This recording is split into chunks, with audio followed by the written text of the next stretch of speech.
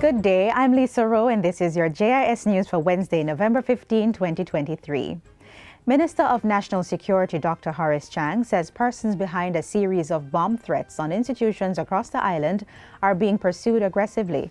Minister Chang says all resources have been mobilized to identify and apprehend the perpetrators with support from the international partner, the Federal Bureau of Investigation, FBI. The Security Minister was giving an update earlier today at the weekly post-cabinet press briefing. He shared data that reveals that approximately 84 institutions received bomb threats over the period November 9 to 14. It included 76 schools, 1 hospital, 1 courthouse, a commercial center, port, and government office. Minister Chang says every call is being taken seriously. We have, as said, had one apprehended, but the work is not easy. The individuals involved are quite smart in terms of the use of the virtual space, and we have to backtrack to particular IP addresses. That is being done, and we do so with the help of our international partners, because this can go not only originate at the local level, but anywhere in the globe, literally.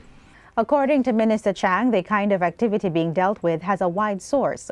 Deputy Commissioner of Police Fitz Bailey informs that the pranksters are using the Instagram platform, phone calls and emails to send their threats.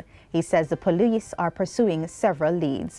These persons, who we believe are quite savvy in the cyber world, and in our interaction with our international partners, they have also indicated that these individuals are not just ordinary people. Some of the information that we have, we cannot disclose, but what I will say to the public, we are committed to ensure that those persons who are responsible will be brought to justice. The Security Minister adds that while the emergency response team has been efficient in its distribution across the island, there is need for an expansion of the team given the level of activities. We will have to, of course, get some additional resources as well, in particular the dogs that are very effective in identifying if such explosive is in place.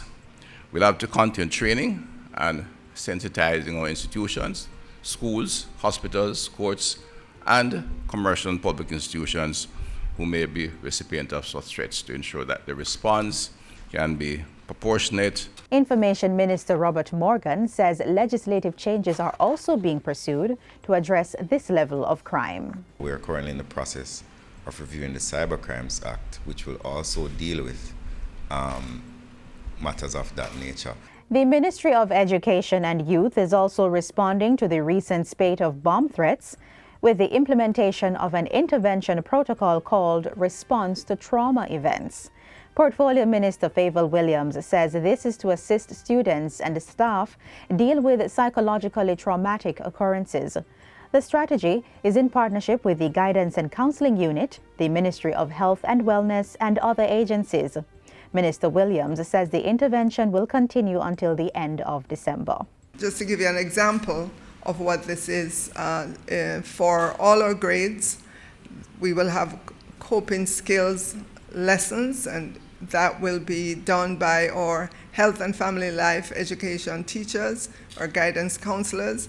We will continue to do disaster drills with the aid of the Jamaica Fire Brigade, Jamaica Constabulary Force, and ODPEM.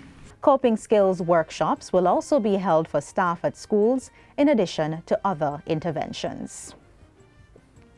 In other news, Jamaica and the Dominican Republic have signed a framework agreement to expand cooperation in various sectors.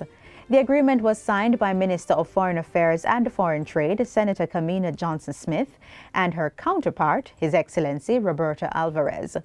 It took place during Minister Johnson-Smith's official 2-day visit to the Dominican Republic recently. Both countries will share expertise and technology to boost agricultural production.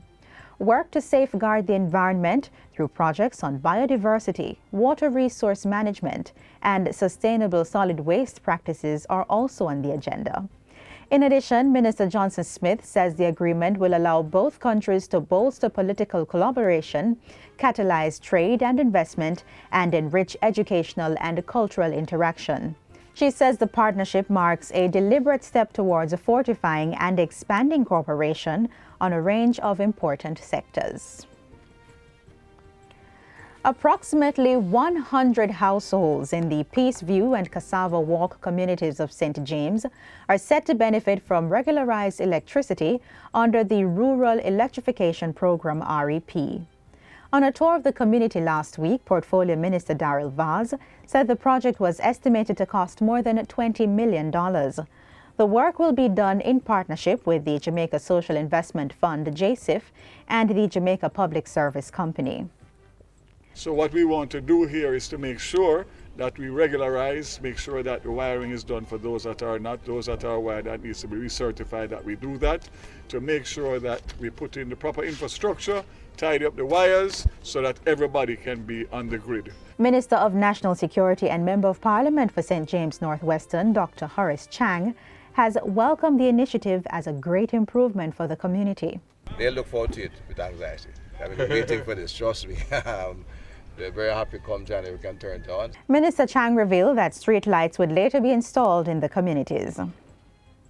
And finally, Minister of Labour and Social Security Pernell Charles Jr.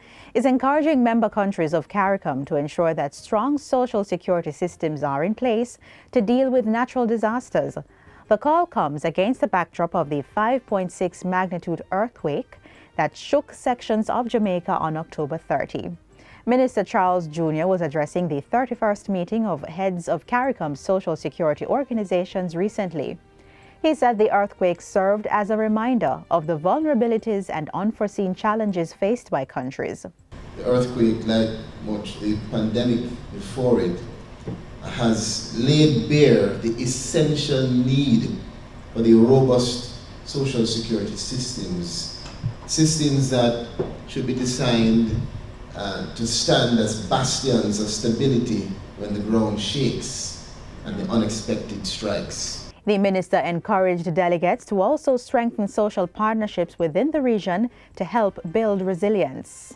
Notwithstanding the gains in strengthening of our systems regionally over the past 3 to 4 decades, we do recognize, as has been said, that there remain significant gaps, and that as a region, we have much farther to go toward the attainment of a robust and comprehensive system of social security programs and initiatives. And that's it for JIS News today. I'm Lisa Rowe. Thanks for watching.